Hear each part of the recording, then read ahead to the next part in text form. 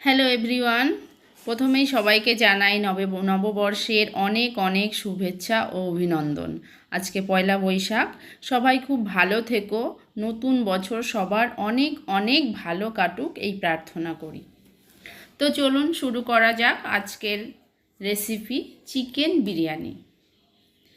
বিরিয়ানি আমাদের সকলেরই খুব পছন্দের একটি রেসিপি বা খাবার, আর তাই আমাদের সব মেয়েদেরই প্রচেষ্টা থাকে যে বিরিয়ানি বানানো শেখার, বিরিয়ানি বানিয়ে সবার মন জয় করা, এটাই আমাদের প্রচেষ্টা থাকে। তো চলুন আজকে আমি বিরিয়ানি বানিয়ে দেখাবো, খুব সুন্দর টেস্টি চিকেন বিরিয়ানি এবং সহজ পদ্ধতিতে, যেটা সকলেরই বানাতে খুব সহজ হবে। বিরিয়ানি বানানোর জন্য আমি 1 কেজি চাল নিয়েছি। চালটাকে আমি 2-3 বার আলতো হাতে ভালো করে ধুয়ে নিয়েছি। চালটা যতক্ষণ পরিষ্কার না হচ্ছে ধুয়ে ভিজিয়ে রাখলাম। এদিকে আমি একটু জল নিলাম, আর আমি আগে থেকে ছুলে রেখেছিলাম আলুটার, তার ভিতরে জলের ভিতরে আমি সাফরান আর একটু লবণ দিলাম। লবণ দিয়ে ওই ছুলে রাখা আলুটাকে এর ভিতরে দিয়ে আমি 2টো সিটি দেওয়া পর্যন্ত সিদ্ধ করে নেব প্রেসারেই। এমনি সিদ্ধ করতে অনেক লেট হয়, তার জন্য আমি প্রেসার কুকারেই সিদ্ধটা করব। এবার 2টো সিটি দেব, দিলেই অনেকটাই সিদ্ধ হয়ে যাবে। বাকিটা ভাজতে হবে, আলুটা ভাজলে তো পুরো সিদ্ধ হয়ে যাবে। এদিকে মশলা নিলাম, আমি কিছু পরিমাণ গোটা মশলা খুঁটে নিচ্ছি, যেটা জল গরম হবে ভাতের জন্য, রাইসের জন্য, সেই জলের ভিতরে দেব গোটা মশলা। 4টে এলাচ নিলাম, জয়ত্রী নিলাম, আর লবঙ্গ আর তেজপাতা, আর কিছু পরিমাণ শাহি মরিচ নিলাম। এটা জলের ভিতরে দেব। এই যে আলাদা করে খুঁটে নিচ্ছি আমি এটা। তেজপাতাও দেব। এই মশলাগুলো আমি আলাদা রাখবো। বাকি মশলাটা আমি গরম করে নেব। প্রথমে খাড়া মশলা যেগুলো একটু বড় সেইগুলো ভেজে নেব, বাকি যেটা শাহি জিরে আছে একটু ছোট, তো এইগুলো আমি একটু পরে ভাজবো। এদিকে পেঁয়াজ আর কাঁচা লঙ্কা আমি কুচিয়ে রেখেছি পেস্তা বানানোর জন্য। এই যে আমার মশলাটা ভাজা হয়ে গেছে, গুঁড়ো করে নিয়েছি। এদিকে আমি একটা প্যানে তেল দিয়ে, তেলটা গরম হয়ে গেলে কুচিয়ে রাখা পেঁয়াজটা দিয়ে দিলাম পেঁয়াজ পেস্তা বানানোর জন্য। পেঁয়াজ পেস্তা আমি বানিয়ে নিচ্ছি, আর এটাকে আস্তে আস্তে একদম অনবরত নেড়ে নেড়ে ভাজতে হবে, নাহলে পুড়ে যাবে। পেঁয়াজ পেস্তা পুড়ে গেলে তেতো হয়ে যাবে, একদমই ভালো লাগবে না পেঁয়াজ পেস্তাটা খেতে। আমি পুরো রেসিপিটা একদম পরিষ্কারভাবে দেখাচ্ছি, যার জন্য স্কিপ না করে পুরো রেসিপিটা দেখতে থাকুন, তাহলে আপনাদের খুব সহজ হবে বিরিয়ানিটা বানাতে। আর স্কিপ করে গেলে কি হয়, মানে বিরিয়ানি বানাতে যথেষ্ট টাইম লাগে, আপনি স্কিপ করে করে করবেন, তাহলে বুঝতে পারবেন না ব্যাপারটা। আমার এদিকে পেস্তা প্রায় হয়েই এসেছে, একদম গোল্ডেন ব্রাউন হয়ে গেছে পেস্তাটা। আমি এবার নামিয়ে দেব একটা ছাঁকনি দিয়ে। পেঁয়াজ পেস্তাটা নামিয়ে নিয়ে একটা পাত্রে আমি রাখবো। এই যে একটা ছাঁকনি নিয়ে নিলাম, তারপরে পেস্তাটা তুলে নিচ্ছি। পেস্তাটা আমি তুলে নিয়েছি। এদিকে ওই গরম তেলেই আমি সিদ্ধ করে রাখা আলুগুলো, যেটা 85% বয়েল হয়ে গেছে, আলুটা 80 অথবা 85% বয়েল হয়ে গেছে। আমি এবার আলুটাকে একদম ফুল হিটে ভেজে নেব, আস্তে আস্তে না। আলুটাকে আমি ফুল হিটে ভাজবো এই কারণে যে ফুল হিটে ভাজলে আলুটা তো আমার 80% অলরেডি সিদ্ধ হয়েই আছে। আমি যদি মানে লো ফ্লেমে ভাজা হয় আলুটা একদম পুরোপুরি সিদ্ধ হয়ে যাবে, ওই জন্য হাই ফ্লেমে ভেজে নেব। আলুটা আমার ভাজা হয়ে গেছে, আমি একটা পাত্রে তুলে নিই। এবার আমি একটা পাত্র নিয়ে আমি যেই চিকেনটাকে পরিষ্কার করে ধুয়ে রেখেছিলাম চিকেনটা দিয়ে নিলাম। আমি এখানে 1200 চিকেন নিয়েছি, তার জন্য আমি 150 গ্রাম তেল দেব, সরিষার তেলই দেব। এখানে আমি 2 চামচ আদা বাটা এবং 2 চামচ রসুন বাটা দিয়ে নেব। সব মশলাগুলোই এখানে আমি দিয়ে নেব, দিয়ে ভালো করে ম্যারিনেট করে নেব। এখানে আমি আদা রসুন বাটা দিয়েছি। হলুদ দেব, হলুদটা কমই দেব, বিরিয়ানিতে হলুদ চলে না, তার জন্য আমি 1 চা চামচ হলুদ দিয়েছি। আর ধনে গুঁড়ো, জিরে গুঁড়ো, গরম মশলা, কাশ্মীরি লঙ্কা গুঁড়োটা দিলে খুব সুন্দর কালার আসে। আর আমি একটু জাফরান দিয়ে নেব।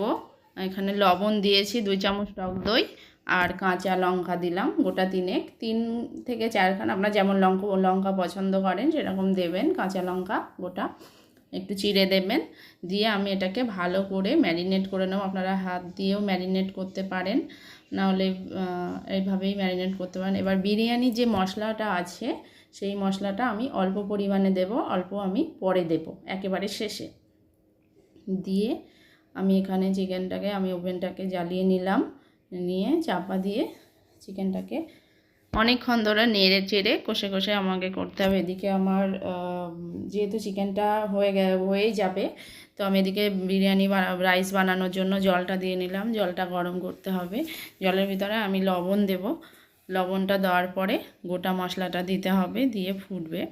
লবণটা একটু বেশি করেই দেবেন, কারণ বিরিয়ানির জলে আপনি যতই লবণ দেন না কেন, চাল যতটা লবণ অ্যাবজর্ব করার দরকার ততটাই করবে, বেশি করবে না। একটু বেশি করে দেওয়ার চেষ্টা করবেন লবণটা। এদিকে আমার চিকেনটা দেখুন, আমি যেহেতু পেঁয়াজ পেস্তাটা তখন দিইনি, এবার পেঁয়াজ পেস্তাটা একটু দিয়ে নেব, নিয়ে ভালো করে আরেকবার মিশিয়ে নেব।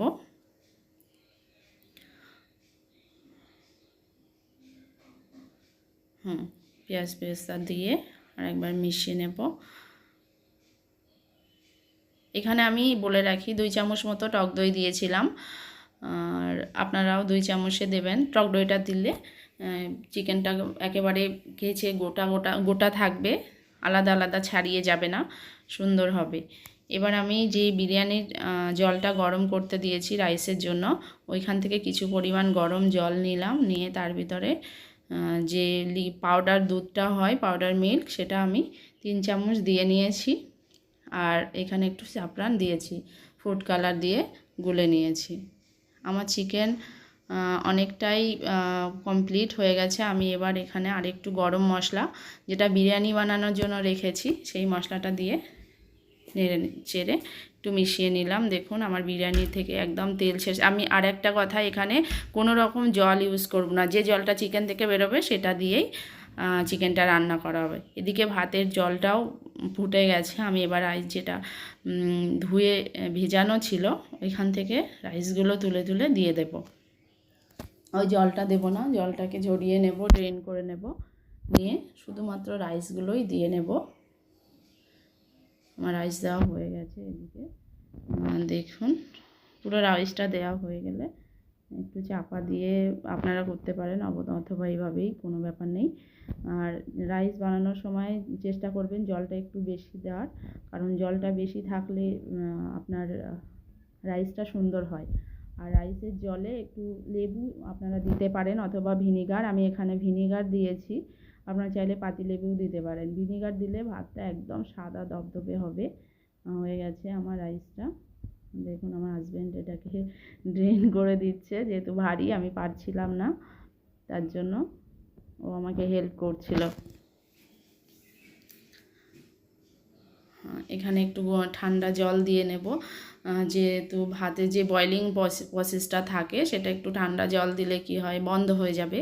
আর বিরিয়ানি রাইসটা 90% পর্যন্ত সিদ্ধ করে নিতে হবে, পুরো 100% হলে হবে না, যে বাকি 10%টা সিদ্ধ হতে বাকি থাকবে, সেটা আমরা যখন ভাপে বসাবো তখন 10% সিদ্ধ হয়ে যাবে।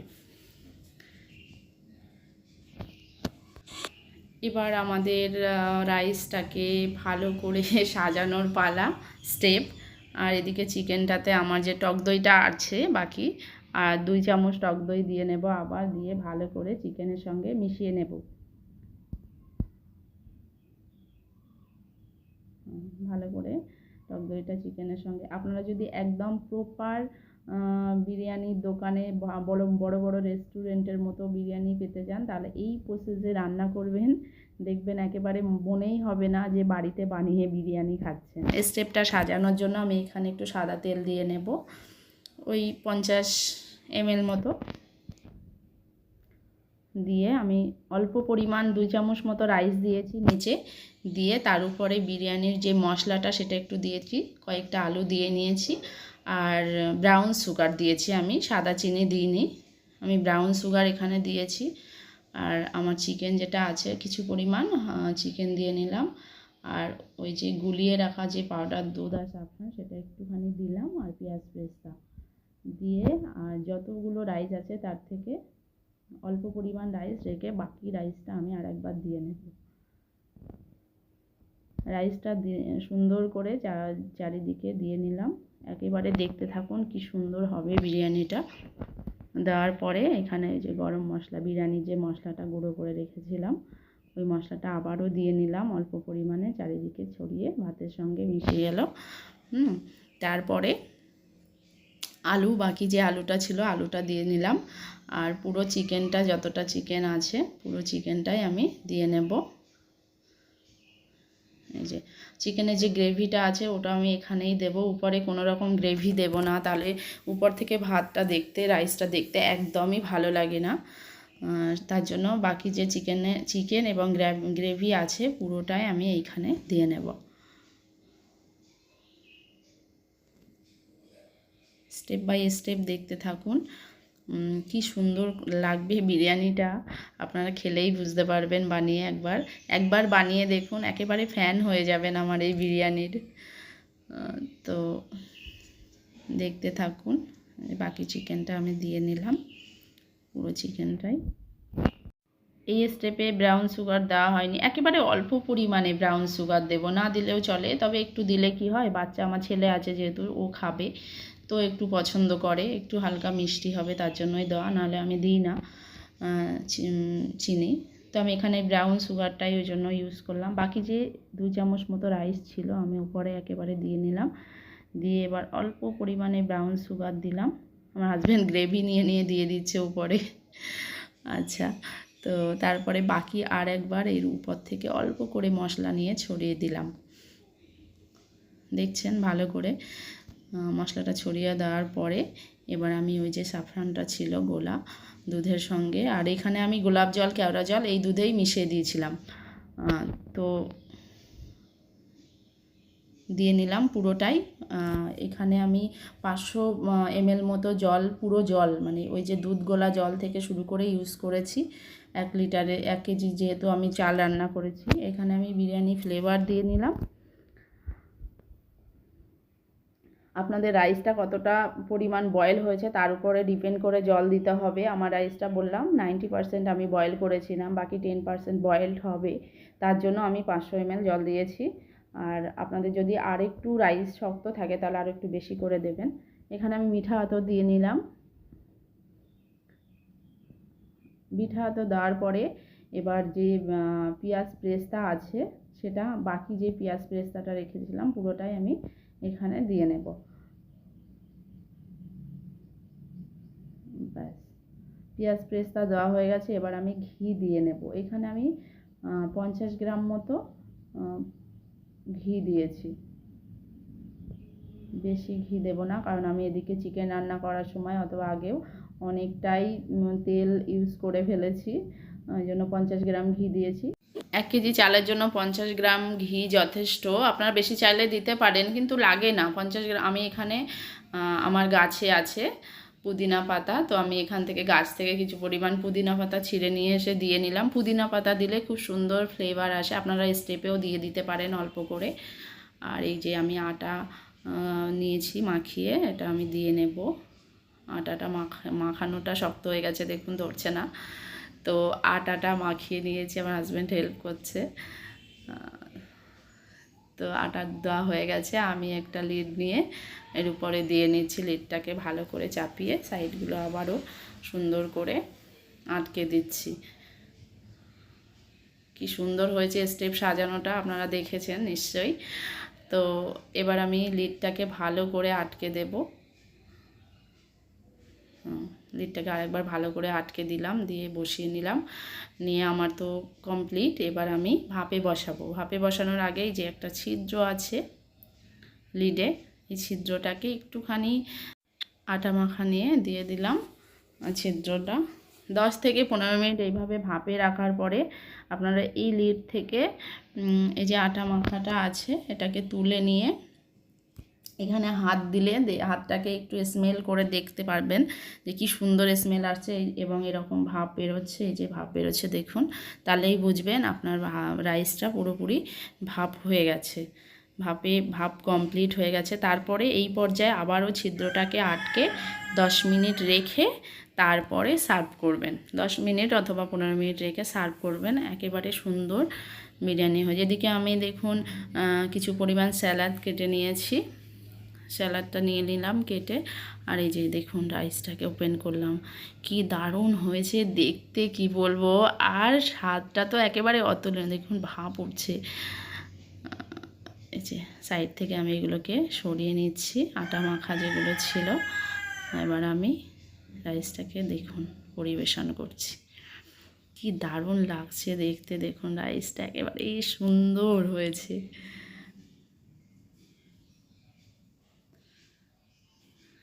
আমি রাইসটাকে পরিবেশন করছি, আপনারা দেখতে থাকুন।